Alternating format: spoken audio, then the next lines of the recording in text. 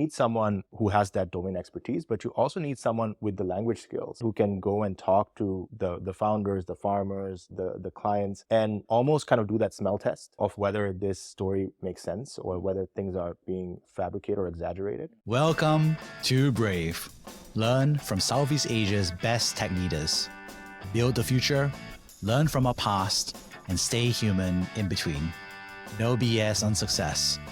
I'm Jeremy Au, venture capitalist, serial founder, Harvard MBA, science fiction nerd, and dad of 2 daughters. Every week, we debate startup news, interview changemakers, answer listener questions, and share personal insights. Join our movement of over 40,000 members and get transcripts, resources, and community at www.bravesea.com. Stay well and stay brave. Hey Sadaf, really excited to have you back on the show. Excited to be back, Jeremy. Yeah. I mean, I think, we obviously had a great time talking about on the prior episode about your journey into being a fractional CFO and running the agency for so many startups across the region. And I think the reason why we call back was because there has been, unfortunately, a financial scandal in the startup space with eFishery. And what we both realized was that there wasn't a spot where 2 experts sat down and actually discussed it, because I think there's a lot of good folks who are talking about it, about the implications of the startup ecosystem. Other folks are saying like, hey, this happens all the time. But it's never been like, how exactly does it work from an accounting perspective? And I just thought it'd be fun to make it like a blue team, red team. Oh, fantastic. Yeah. Yeah, so blue team, I guess, in this case, is how to win about fraud. Yeah. And the red team is if you were a board or if you were an external investor, how would you pierce that fraud? How would you fight that? How do you find that? Yeah. And then after that, I think we can have a fun game of saying what are other types of fraud or misstatements that we've seen in the ecosystem, just for the sake of everybody knowing. Informational as well as fun. So we're not like, okay, hey, I listened to Sadaf and Jeremy, and this was how they, these types of things, right? Can happen. And so, some VC doesn't lose his shirt or kind of like lose their reputation. So I think let's kind of recap for eFishery. So eFishery is an interesting company. They were accused of doing revenue inflation of 90+%. And since then, I think the board has acted to fire 98% of employees. There continues to be an internal investigation ongoing where they engage a forensic auditor, FTI consultant come in, and then eventually run the company. And it looks like the current move is they're going to decide to liquidate the company and maybe get about 8 to 10 cents on the dollar. So the big fall from grace from, I think I remember those days where it was like nobody knew who they were. Just really fast growing startup called eFishery to this unicorn. Yeah, they're everywhere. Every startup was like, eFishery for rice, eFishery for. I mean, there's a lot of people just using that way to talk about the playbook, and that being like a one-stop shop, multiple blades of business, kind of going from inputs to financing to productivity to trading, which seemed to make sense theoretically. I think just that. If it's so inefficient at each stage, why wouldn't you be so vertically integrated, right? And capture more of the market share? So I think maybe with this for a quick moment, we'll just talk about what was the promise or why it's so amazing, and after that we'll talk about how it actually happened. From your perspective, obviously saw many startups who were also very impressed by eFishery. From your perspective, what was amazing on their innovation from people's perspective? Firstly, thank you, Jeremy, for inviting me back in the podcast. I'm super excited about just talking through some of these issues with you. With regards to eFishery, I think the excitement was really around the addressable market share that they were capturing. In typically some of these value chains, like agriculture or education, in emerging markets, those value chains are so broken or so fragmented that if a new player with the promise of technology can aggregate and create efficiency in those ecosystems, then they can capture some of that unlocked value. So that broadly is the theme or the narrative. Now, for you to execute on that narrative, you want to be close to the units of production in a value chain. So you want to be close to farmers, and you want to also essentially ensure that you are enabling those units of value chain to be more productive. So you want to give them technology, you want to give them better inputs, you want to give them advice, you want to give them financing. But once you have actually helped those units of production be more productive, you also want to help them monetize that much better. And that is really a function of the distribution chain, which often has a lot of layers. And in that, what you want to do is you want to break some of those layers, and you want to help these units of production go straight to the end consumer. And as such, not just unlock value for the farmers, but also unlock value for yourself by capturing some of that sort of increased economics. So for something like eFishery, it ticked all of those boxes. We're working with farmers, you're giving them feeders, making them more productive, you're giving them farm inputs, you're also giving them financing, but you're also operating as a marketplace whereby you are helping them market their finished products to the end consumer and helping not just the consumers at that end, like who are consuming those products, but also the farmers capture value.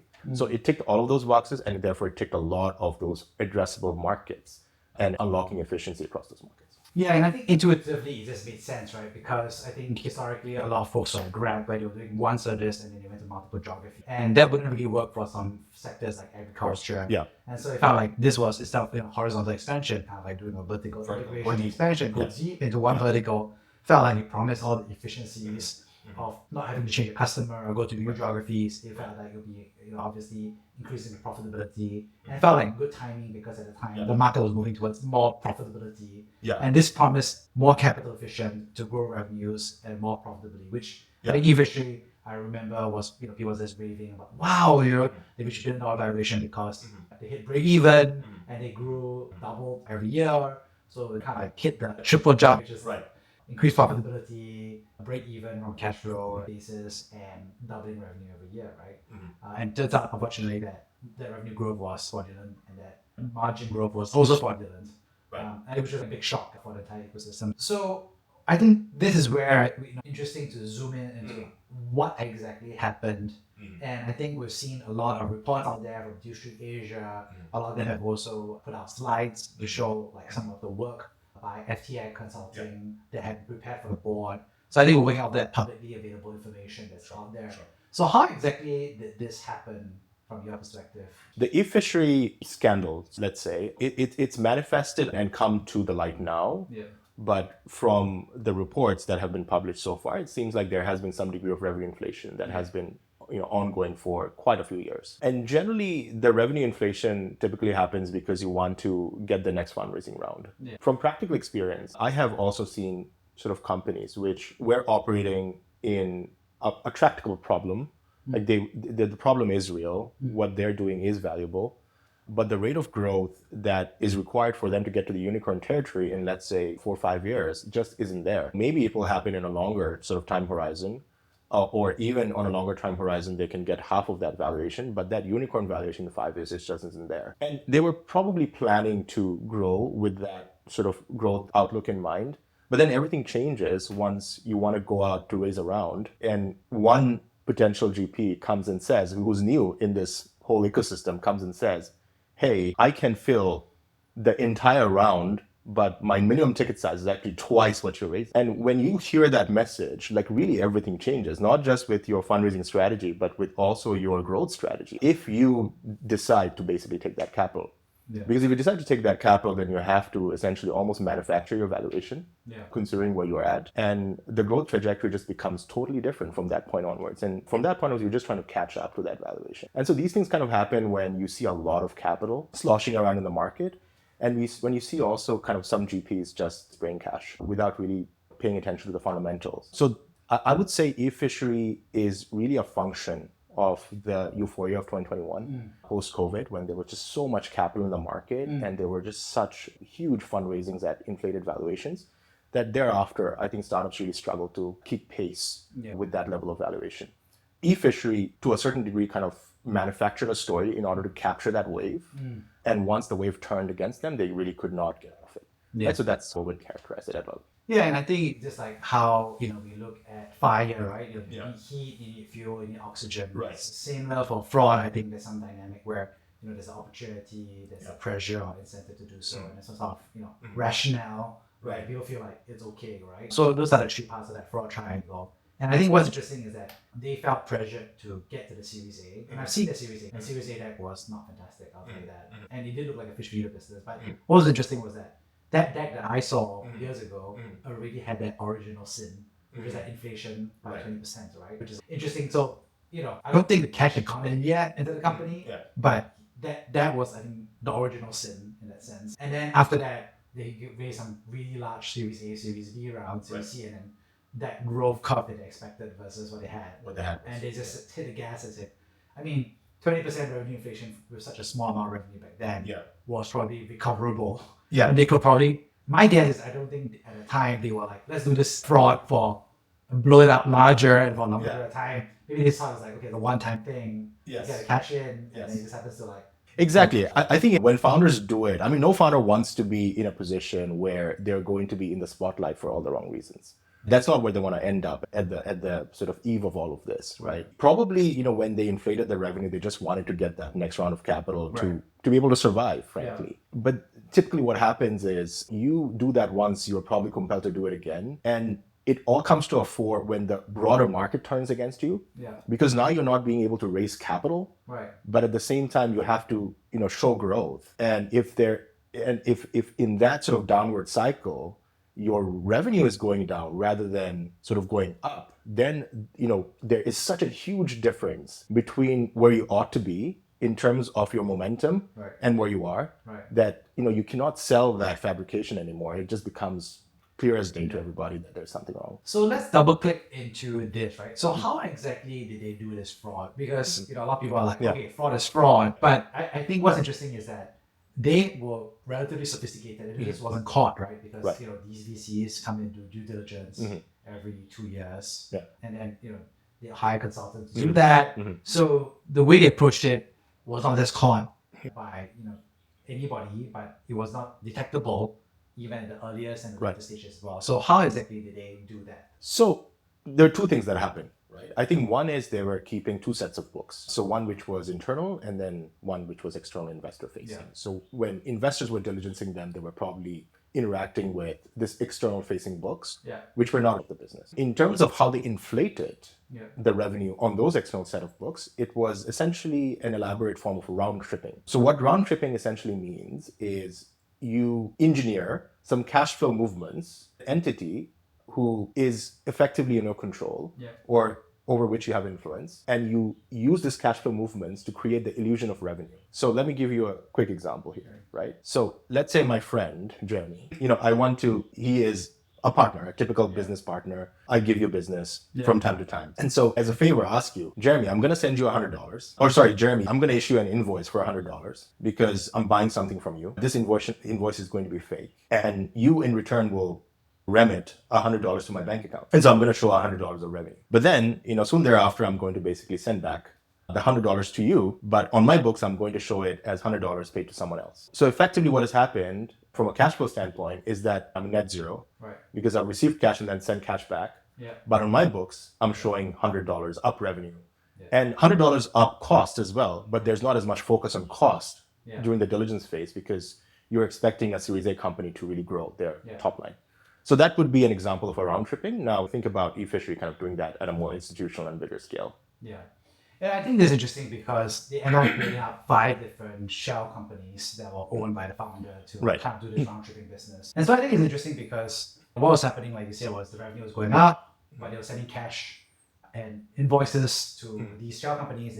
Shell companies are giving them cash, then push the cash back, and it's just rotating to generate that thing. There's widening revenue that's positive, but also I think from their perspective and the cost, they were showing it as capex or capital expenditures or other costs. Other types of OPEX. So I think what's interesting is that, it creates, I think, the illusion of a company that is moderate burn, low growth. It becomes a high revenue growth. And I guess the burn is also still moderate because the net change doesn't happen. So I think that's the net illusion that, but I think it's kind of an interesting dynamic because a lot of friends ask me, no way these investors are that dumb, right? They're like, why investors are doing due diligence? Right. So a lot of people are either saying like, either they are really foolish or they're in on it, right? And I don't think it's in on it. It is in on it. It doesn't lose 92 cents on the dollar. It's a horrible way to be in on it. Horrible outcome. Yeah, so, and you want to probably raise more funds in the future, right? Yeah, exactly. So which person's like, wow, no wonder I haven't conduct fraud and lose 92 cents on my dollar. That is crazy. But I think was kind of like really surprised that it feels like, how can they not catch it, right? So let's do the blue team, red team dynamic, right? So blue team, like you said, is you have these shell companies generating all these invoices. And then obviously you send these accounts to the due diligence folks. And I conducted due diligence on people as well. And of course, I think the other thing they do is everybody is like sworn to secrecy and promise not to talk to the VC.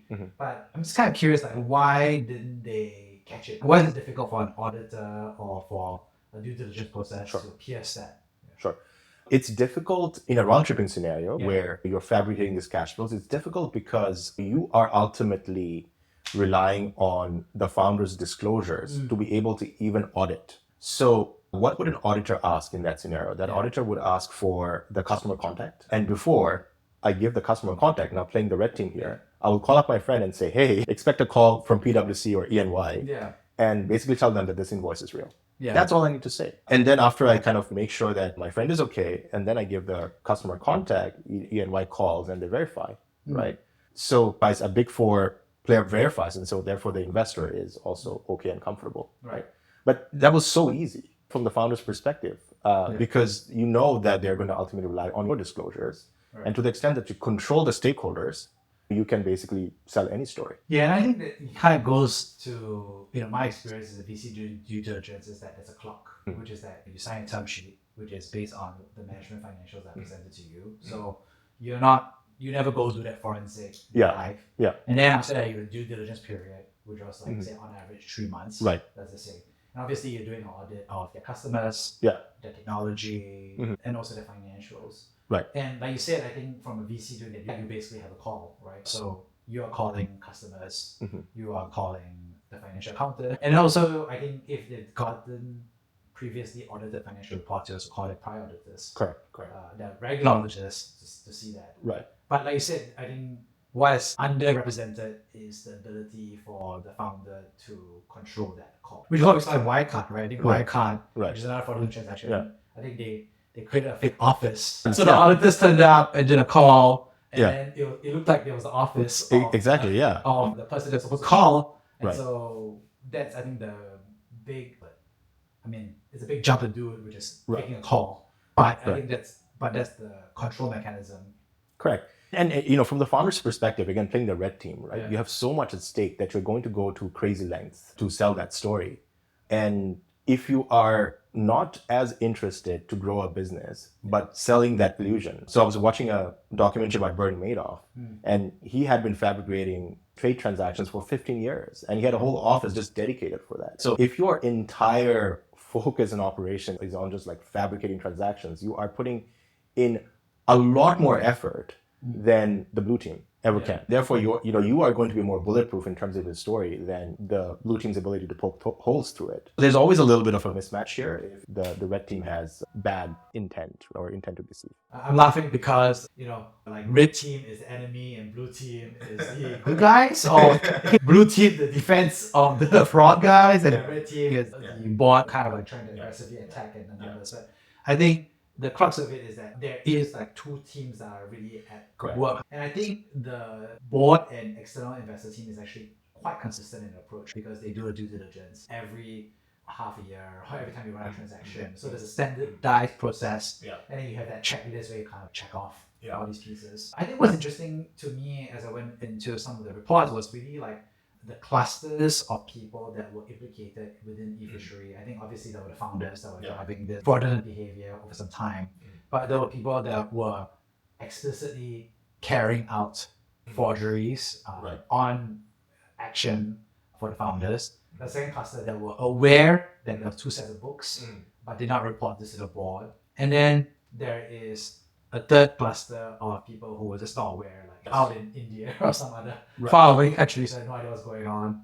So those were kind of like the clusters of people. I'm just kind of curious what you think about, I guess, cluster one, because these are your controllers, these are your internal audit guys and stuff like that. Yeah, so if you have those different clusters, I think there are different levels of fallibility, right? Some people are directly implicated and others are a little bit distant. So they have the knowledge, but they're not exactly sort of directly involved. So I would imagine that the people who are in the closest cluster needs to be taken care of, so to speak, like again, playing the red team's sort of role, and taken care of because they're at highest risk. So they not only have to see potential monetary benefits of this, but real monetary benefits. So I think one of the things that was published is that there were generous bonuses that were paid out to finance functions and to other functions. And that should have been a red flag, right? And those types of bonuses can happen because, of course, fundraising is a taxing kind of project. But what should have been, I think, assessed is whether or not the magnitude of bonuses that were paid was actually, were they standard for a company of that stage and for a company in Indonesia, right? And if you applied those to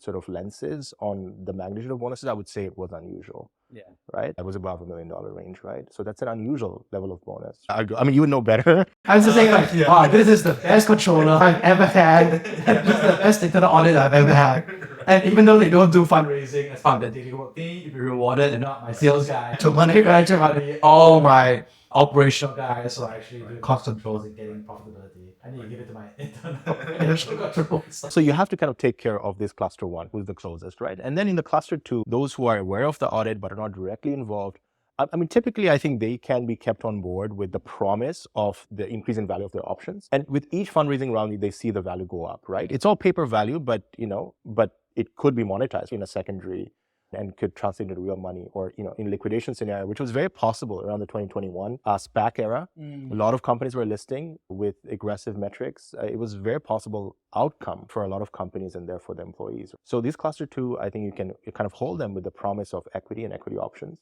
But then there will be a subset of this cluster who basically would not be comfortable, who are not directly involved, but just is not comfortable with where this is going, and they would leave. And so in that, I think it's really important for there to be some exit interviews, specifically if some key personnel, like who are really essential for the continued growth of the business and who have a lot of exposure to equity, just leave, because it's unusual. Like, why would they leave from a rocket ship? So that requires, I think, closer like investigation and independent investigation, probably like an independent conversation via board member, an exit interview conducted with a board member. I think that would shed some light on. Yeah, and I think that's something that's really important is that I think if you have a CFO exit, especially after 1 year tenure, which is relatively short, especially when the company's going well. I mean, if the company's doing badly, after 1 year, everyone's like, you left because the company went to shit. Duh, the company's doing really well and you just stay for 1 year and you're the CFO or senior finance person, then it doesn't really make sense. And I think that was something that's there. I think what's interesting is that, the universe of people was just a lot larger than I thought involved in cluster 1 and cluster 2, which was, surprising. And I think one of the revealing anecdotes that they had was that the founder was overwhelmed with the amount of forgery he had to do. And so he tossed it to some junior people on the finance team. And then the junior people on the finance team were like, whoa, I don't want to do that. And then said no. And the founder got his other founder to lean on them. And then the junior finance team ended up actually executing it with pressure into forging it, right? And it just blows my mind a little bit because yes, I know some people resigned, but why didn't someone whistleblow? Obviously eventually someone did whistleblow, but I'm just kind of curious, why wouldn't you just be like? I think let's kind of look at it from the perspective of maybe someone who's junior in Indonesia in what is a rocket ship. And from their perspective, they see the founder basically operating at a global scale, being lauded by global media. It would take a tremendous amount of courage for you to whistleblow in that context. But do you also know how to whistleblow and who to whistleblow to? You have no access to the board. It would be crazy for you to go out and contact the board directly. So there's no whistleblower policy, there's no whistleblower training. So you have no idea of how to do this. And then I think finally, you're also afraid of what happens if you whistleblow. What if you're not right? What if the investors are also, not to agree with your friend, but what if the investors are also in on it? This is so crazy. How could that not be, right? Maybe you think that. If the investors are also in on it, then the board just crushes me, just basically goes crazy with legal action and ruins my life. So coming out as a whistleblower, I think, is an incredibly courageous thing to do, especially if you are a junior person in that kind of a context. And unless there is a very sort of clearly defined process and a person who's designated on the board to reach out to, I don't think there's any avenue or reason as to why one should, especially if they're junior. So I think we're starting to talk about the different approaches that the board or external investor could potentially have done, right? One is obviously conduct much more thorough calls or unannounced visits. I think that's one. Two is do exit interviews of departing folks, especially for senior finance leaders. I think is a common risk factor. And then thirdly, of course, is maybe kind of enabling a whistleblower policy within a company. Obviously, I think certain countries also have whistleblower protections as well, like America, which doesn't require internal companies to have that. How else do you think, from the perspective, because there's so many growth stage investors that I've talked to in the US, and from their perspective, it's like, hey, if a very large reputable growth stage investor in Southeast Asia can't catch this fraud, how can I, as a non-local fund that wants to do growth stage investment, how can we trust the numbers and how can we be expected to do due diligence that's better? Now, obviously, I'm kind of curious how would be the approaches for an external investor to pierce that. An external investor coming in, I think, obviously has to leverage local expertise. One would argue, did regional investors even leverage the right kind of local expertise, right? So in that context of eFishery, the type of people that you want to talk to are those who have operated within traditional aquaculture and who understand the traditional business model that you're trying to displace very, very well, and can do an independent analysis of whether these technological advances really have a time and place and can really deliver those outcomes for the farmers and for the broader value chain. So you need someone who has that domain expertise, but you also need someone with the language skills who can go and talk to the founders, the farmers, the clients, and almost kind of do that smell test of whether this story makes sense or whether things are being fabricated or exaggerated. So you need that bloodhound, so to speak, right? It's a combination of domain experience and cultural familiarity. So I think not just for regional investors, but also for global investors, I think this sort of network of local experts is critical. Identifying people with this very sort of specific domain knowledge. And some of that exists already. You have GLG, you have GuidePoint. They serve a lot of private equity firms and global consulting firms when they want to understand a particular domain very well. You can go talk to an expert for like a few hours and you get more knowledge than you could do from market study, right, on the desk. So those kind of talent, I think, will be critical going forward. The second thing I would probably suggest is, and this may look a bit hostile, but I think it is necessary, which is beyond just a financial audit, you also need to do a bit of a forensic audit, particularly around revenue. And forensic audit basically means like you are actually calling up customers. You're trying to understand, are those customers in any shape or form related to the founding team, and really getting to that level of depth where you can have a chance of detecting some of this round tripping or anything which is out of ordinary. Now, that makes the cost of diligence that much more expensive because forensic audits are not cheap. But from a portfolio construction perspective, if you are taking on such a big bet on a high value player, I think it is worth it. It's almost like an insurance policy that you're taking on by spending that much more into diligence, right? So those would be my two things, leverage local networks, expert networks, and do a bit of a forensic audit on revenue recognition. I think those are really good points. The first one is interesting because I actually agree with you that one of the reasons why I think international investors really kind of messed up in Indonesia and Vietnam and even to some extent the Philippines. Obviously, I don't think there's emerging markets which have different, or you can even argue not global standard of accounting practices, right? So it's a very young financial ecosystem and so on and so forth. But I think the tricky part, of course, is that the language barrier makes it hard to pierce. Absolutely. And so one thing I've seen is that investors are like, I need to talk to some clients. And then the founder basically says like, well, only 2 out of 100 customers know how to speak English. And then the VC is going to default to like, I'll talk to the ones that can speak English. Right. So be it, because in the interest of speed and so forth. Yeah. But then obviously it's hard to get somebody who can speak local language. So I think that's a big handicap that I've seen happen. Of course, I think the rebuttal to that for the first point is that in terms of domain expertise is like, startups are meant to be disruptive. And of course, the incumbent expert who knows everything about coffee in Indonesia is going to be a for sure downvote for Kopi Kenangan or some other coffee chain business because they don't understand the future and the vision. I think you almost, as an investor, you want to hear the counter narrative, no? I mean, you want to hear the pessimistic take. And then you can make up your own mind as to whether you really believe, right, this disruptive story. But if you don't understand, or if you don't even acknowledge the counter narrative and buy the optimism for what it is a little bit going blind or taking a leap of faith. So just because you have a local expert providing diligence report doesn't necessarily mean you have to heed that report, or you can discount certain aspects of that report. But you need to have that, I feel. That should be table stakes. Definitely. And I like the second point as well, which is putting the money into some of the forensic audit, which is to probe these revenue accounts and for related party transactions. Because I think technically, I guess one other way they could have caught it is that if they looked at their vendors, those 5 shell companies were looked up pretty high on that list of vendors that were sucking up a lot of costs, right? So I guess technically you could have pierced it if you called those 5 shell companies. The problem, of course, is that when you call those shell companies, the founders' friends will pick up, I guess. Exactly. But at least I think if you probed it, you'll be like, why these 5 companies, and do they have a website? Why are they such a key vendor? Right. Or like if you did a phone call and you're not convinced, then send someone, right? Send someone on the ground and try to figure out like what work actually happened. Go a level deeper. So you're absolutely right. I think in a forensic audit, you would probably go in order of materiality. You would look at the entire financial picture and you would say, okay, here are the 5 vendors or customers that we have, that the business has the most concentration on, 60% of the revenue or 40% of the costs are to just these customers and vendors. And so let's kind of zoom in on them. Let's have a chat with each of them. And then if we are seeing some sort of something that is not clear here, then let's send someone and let's kind of investigate even further, right? So you're digging deeper and deeper. And at a certain point, I think you should be able to kind of sense something, particularly if it is a fraud, which is fairly large in scale, then I think you will see some patterns in these conversations. And I think, what's underrated as well is that the definition of founder friendly. And I think that was a big piece that we discussed a few years ago, because I think some VCs that were, for example, doing those things, right, which was calling customers on an unexpected or random fashion from the founder's perspective, which is actually a forensic kind of like check.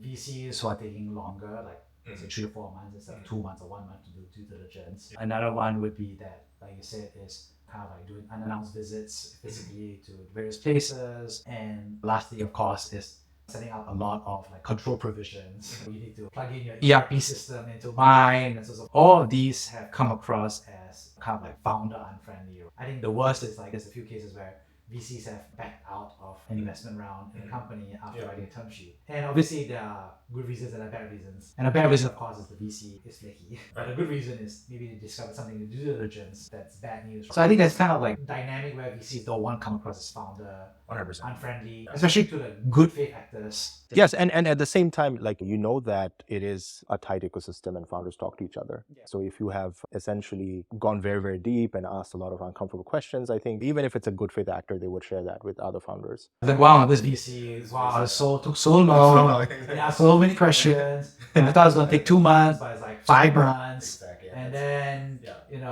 That's not good for your reputation, right? That's not good for you to kind of win more deals in the future. And so there's always that pressure. You want to be fairly thorough. And of course, I think you've seen this also being in a VC as well, right? Once you raise a fund from an LP, there is pressure to deploy. You have a certain investment period within which you have to deploy that capital. You don't have to deploy all of that in 1 year, but you have to pace yourself. So in a given year, if you're not doing any deals, that's a red flag for the LP. And that also decreases the probability that you raise another fund in another 4 years. That would be the ambition, raise subsequent funds. So yeah, I mean, I think GPs are also under pressure to deploy. And in a capital-rich environment where other folks are not being that thorough on diligence, obviously the founder is going to go for capital that is more forthcoming. Right. Because founders are also under pressure to not let their business go under. And if someone is able to deploy in 3 months versus 6, of course, you're going to lean a bit more towards the person who can be quicker. Yeah. So I think talking about due diligence, let's kind of like do this activity where we bounce and say one thing that you've seen that's been caught in due diligence in our experience, right? So we'll take turns. We see like who taps out, who has the statement or not. But I think actually this. So I think one type that I've seen is kind of beyond round tripping. The one that I've seen is, I'll start the easy one, the vanilla one, which is stating GMV as revenue, which is arguable in many aspects because GMV is for marketplaces, revenue is for direct transactions. Sure. But a number of investors who see revenue but actually GMV, and there's a big multiple difference, right? A GMV, the multiple may be 1x, revenue might be 2x, 3x, multiple to the valuation, but I think that's one type of, I wouldn't call it naughty to bad. If it's fully disclosed, it's more on the slightly less than naughty side. But I think that's one common, call it accounting definition and one kind of thing that trips up a lot of investors. So I think that's one. What's something else you have seen? So actually, like founders love to be able to argue their revenue as being recurring. So essentially, the other one that I've seen is revenue that is really non-recurring. It is a one-time being lumped into, particularly if there is a component to your business which is subscriptions-based, right? So you start lumping in the implementation revenue also into that bucket, and you inflate your ARR because that has a direct line to increasing your valuation. That's a really good one. I've seen that because a lot of companies in Southeast Asia have multiple blades of business. It's not pure SaaS. Correct. So if you're a VC that's done a lot of SaaS businesses, investing, which all the revenue is normally recurring. But now you're selling like, okay, I'm selling fertilizer, which is a one-off basis, input sale versus the subscription fee versus, so I do. That's a good one. The other one I've seen is, in the same vein of like multiple business lines. I've seen that a lot of companies do lending businesses, which are very different in terms of valuation because you really need to be looking at the net interest margin, which is that okay, at least I think you can make an argument that like a subscription versus selling you a bag of fertilizer, at least it's still a transaction that happens. And so the magnitude of error is still detectable, I think, if you're a reasonable investor. A lot of investors because there's a lot of lending.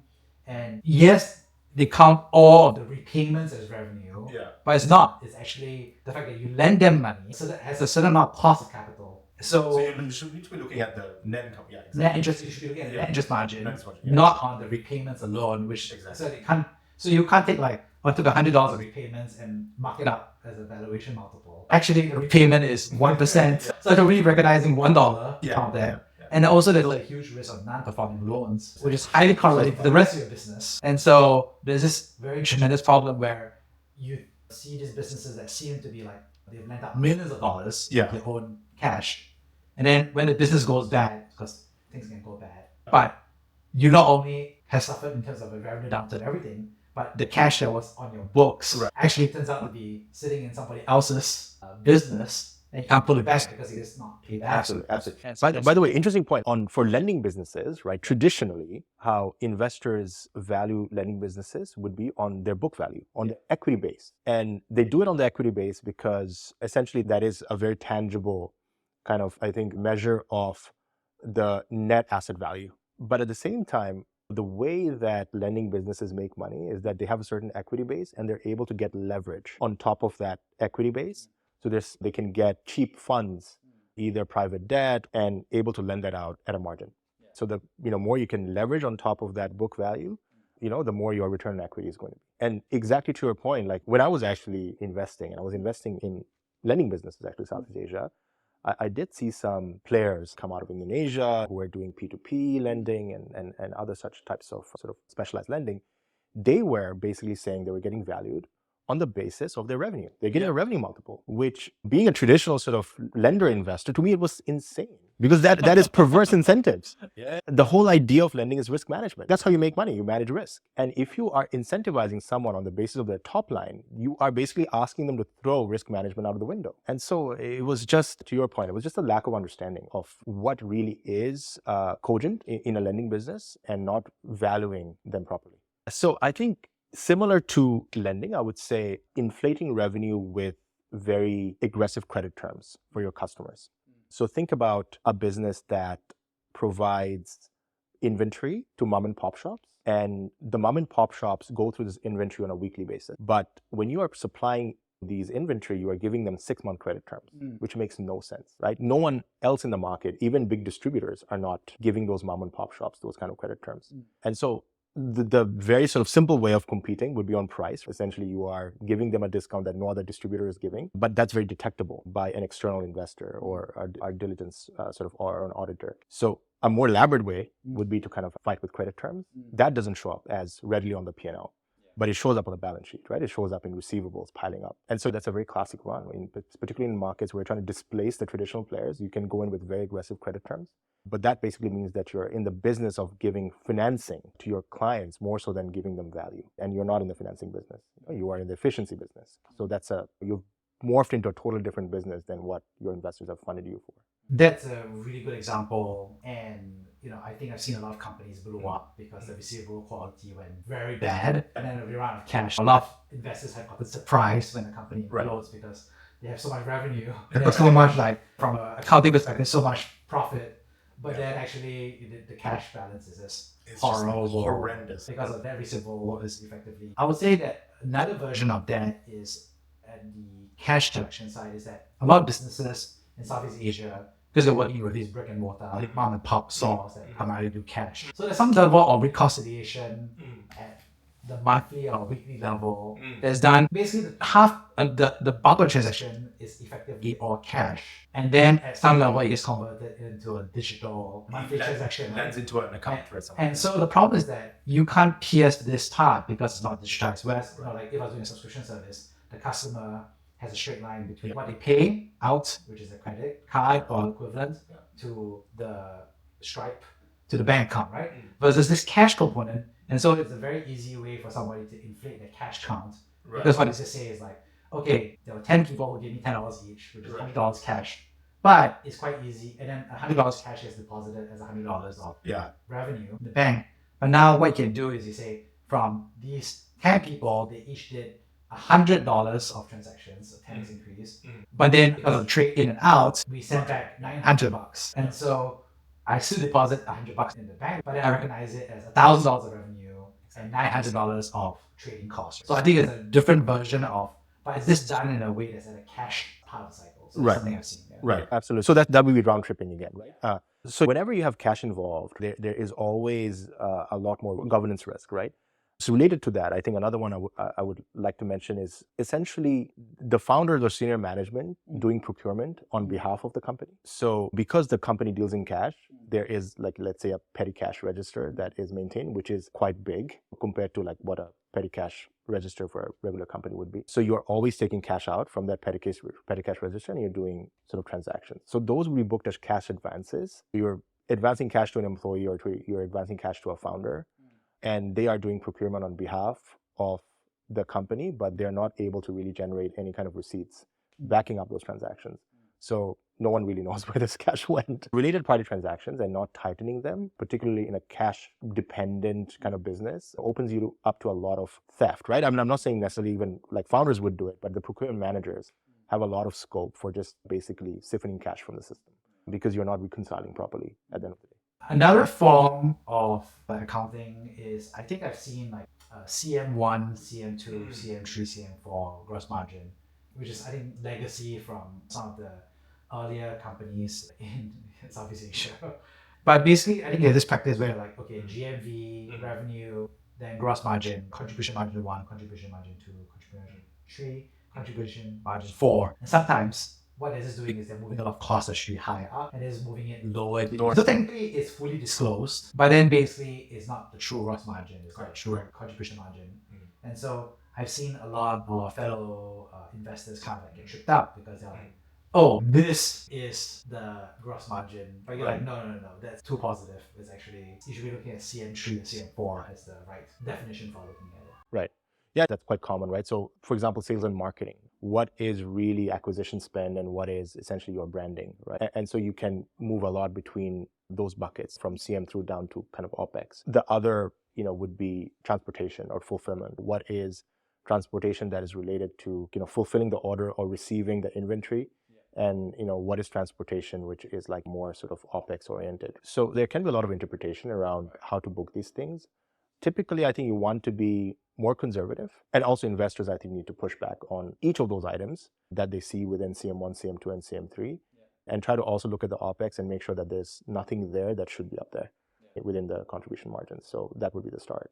Yeah, I think another one that I've seen is I think cashback or discount being moved from gross to net revenue as a cost of sales to and then being moved all the way into sales and marketing. And so what I saw, I was like, this company was like, we're going to grow this incredible top line. I was like, oh, fantastic. And then it's like, because, and then you dig, and you're like, wait, cashback program in the marketing is going out at the same rate. So almost like a vast majority of that growth is coming from a cashback program, which should be recognized as a discount of your revenue rather than as a below the line. I think for that, specifically for marketplace and e-commerce businesses, more useful than CM3 as a metric is to actually look at recurring revenue as a percentage of total revenue, because that's the whole point of e-commerce and marketplace business, repeat purchases. You get a user once, you delight them for a few transactions, and then they become loyal to you and they transact through you for repeat purchases and they become high LTV customers. And you can spread out that LTV over the CAC that you've spent. So the metric that gets to the heart of that is to what degree are those recurring transactions happening from customers that you have sold to before? And what is the churn rate of new customers that are coming on board every cohort?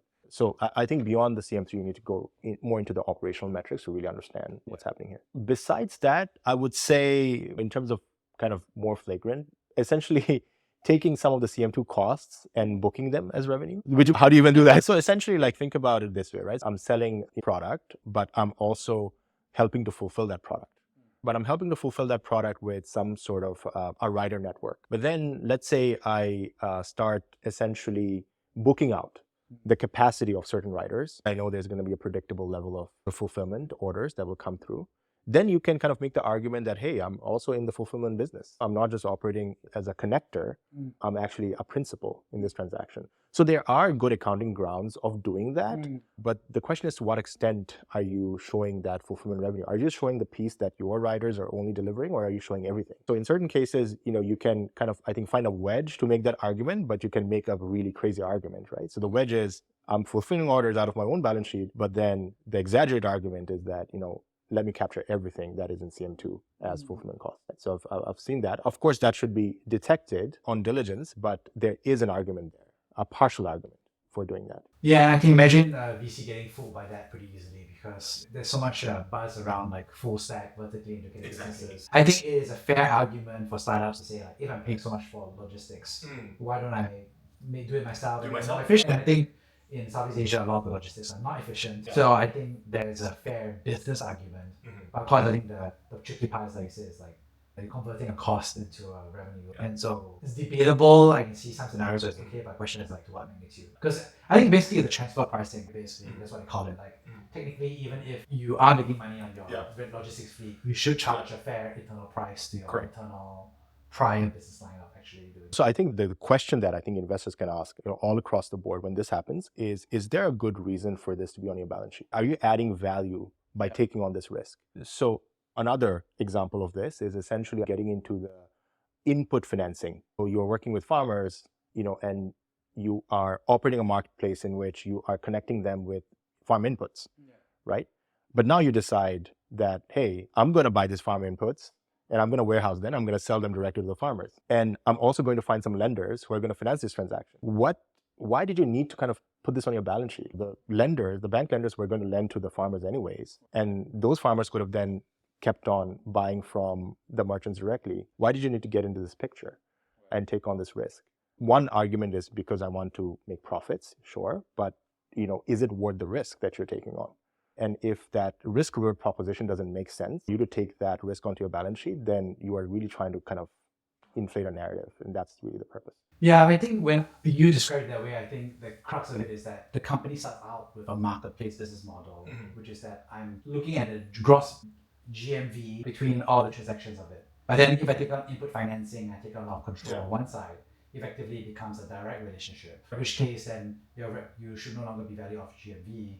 You should be value based on the consolidated revenue of them. But where the trickiness comes in is that if you did that, then you basically are being valued double. On one hand, you have a marketplace business that you claim separate, which you're being valued at a GMV multiple.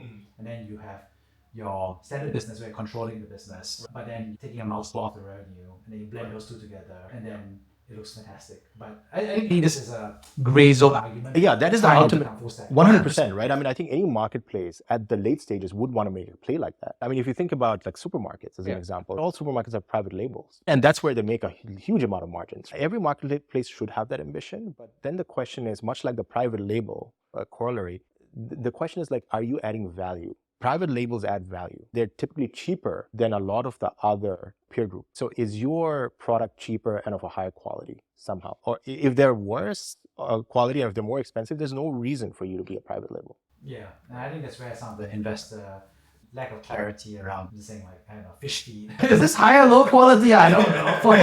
It's like you just took the existing fish feed and you just sell it, but supposedly the network is more efficient. Well, I think you just gave two examples. Some only can give one example. So that means they've officially won. Okay, it's not a competition. Financial shenanigans. But the one that I see as a little bit more sophisticated is when they offload costs onto another entity. So this happens maybe, for example, like this person may have a family business, for example, and then they build a startup.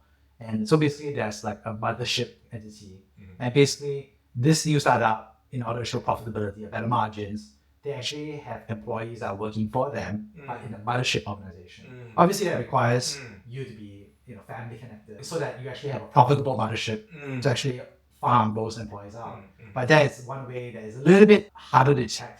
Because basically what it looks like is like, wow, you are making this amount of money with employees. Yeah. Fantastic, right? But actually 10 or 20 of them are actually being paid for by mom or dad or sort of family business. And that's, I think, harder to detect because it doesn't show up as better revenue. So it's harder to detect. It doesn't show up as a fraudulent procurement supplier. Eventually, I think that's one of the hardest ones to patch. Yeah. I mean, that would be very hard, right? And of course, it wouldn't be very scalable also. Like you can't do it at Series C or D. That would just be very, very hard to detect, I would think. I don't know how to kind of play the blue team on that, to be honest. No, I mean, I think you just have to know, like, it's Yeah. just family connected. Yeah, And then you have to look at the nature of the relationship. Yeah. And just ask explicitly, is there a vendor-vendee relationship? Yeah, And yeah. if they declare it, then you probe it. Right. And if they don't declare it, then, Yeah. you know. But there's sometimes you may show up as a consulting arrangement.